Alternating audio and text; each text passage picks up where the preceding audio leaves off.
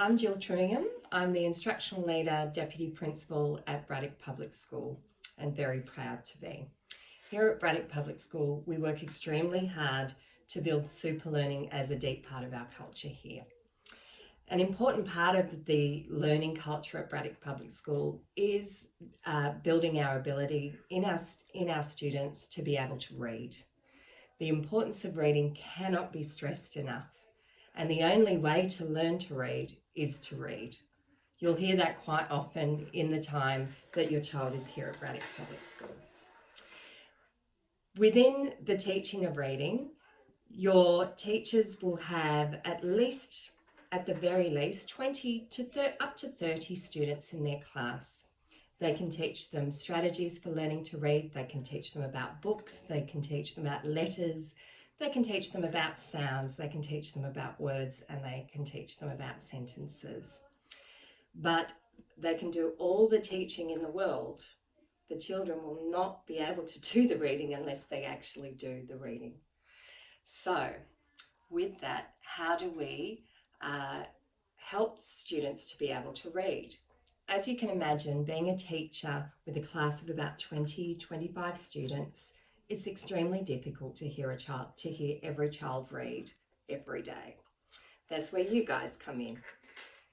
Reading at home is one of the single most important strategies that you can do for helping your child's success at school. And the way we do that is with our home reading program. Your child receives a home reader, and in that they have a reading log. Your child reads their home reader. Could look something like this, depending on what level they're at. They would read the book to you. You would then fill in the rocked reader here. You date, the title of the book, and the rest of the information. When they've read so many titles or read so many times, the child receives a prize. And currently we have Miss Drage running a very exciting super reading program at the moment. So there's even more opportunities for your child to feel success and excited about reading. In the stage 1 home reading folders, they have a comprehension strategy sheet. In kindergarten, I'm sure they have something quite similar. And in other stages across the school, they might have something else in their home reading folders. For stage 1, they've got some questions. You certainly wouldn't be expected to ask every single question on this sheet for every single reading, but you might choose one area or 2 areas to discuss with your child when they go to read their home reader to you. Really, really important that the child uses what we call their reading finger. This is not magic, but what it does do is it does help the child to focus on the words. Learning to read is a really complex, really quite tricky process, particularly when you're 5, 6, 7, 8 years old. So the idea of using the reading finger is that the child can focus and keep their mind on the word that they are trying to work out. They might use other strategies, such as using the picture for a clue to help them read, thinking about what the author is trying to say, using what they know about the story, repetition. There's all sorts of strategies that they might use for learning to read, but focusing on the actual word that they're trying to work out is one of those really important ideas in reading. So that's where their reading finger comes into play. If they come to a word they don't know, the teaching of sounds, that is looking at the letter and thinking about the sound that letter makes when they see it in a word, and then stretching out those sounds, is really important. That's one of the strategies that the teachers will be teaching your child to do when they're learning to unlock a tricky word.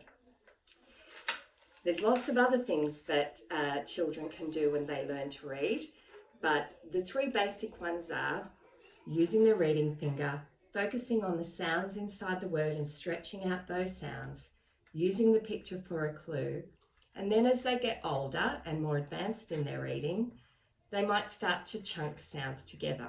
That is, looking at two letters and making one sound. For example, when you see SH in a word, it makes the sound of sh, sh. So that's two letters, one sound. That's a more advanced skill that they'll start to do in year 1 and year 2. The other thing that they will have in their reading folder is their sight words. Now the sight words are really important for automatic recall. It makes the reading much easier, more fluent and more automatic. Obviously, the more sight words they learn, the easier the reading will be for them. Here's a handy tip about learning to read sight words. If you're trying to remember something, saying it out loud 3 times will assist. It's something to do with the science of our brain and what we call our working memory. For instance, if you have to learn a new phone number, saying it out loud 3 times will have more of an impact on the memory recall of that phone number. So just the same, if they're reading their sight words, they point to the sight word and they read it 3 times, the. It's more likely to stick in the child's brain. The. Two. And so on. These words, some of them you can sound out, but the majority of them, they're tricky sounds. So these are the words that have been put together that they just have to know them. They just have to instantly recall. So obviously the more they know these, the easier they're going to find reading. One of the authors that you'll find has many of these sight words in is Dr. Seuss. So, for example, if you don't have your home reader at home, or you were looking for something a little bit more enjoyable to read, helping your children to read Dr. Seuss books is a great way of learning their sight words. Cat in the Hat and Green Eggs and Ham, 2 titles by Dr. Seuss, has all of the 220 first sight words in those 2 books. So the idea is, if they can read Green Eggs and Ham or Cat in the Hat, they should actually be able to read many books with the 220 sight words in them. The other series that is very helpful is Spot. Spot also contains a whole lot of sight words in them. So if you have any of those types of books or titles at your home, they are great books for teaching children to read. Anyway, all that being said, like I said, the only way to learn to read is to read.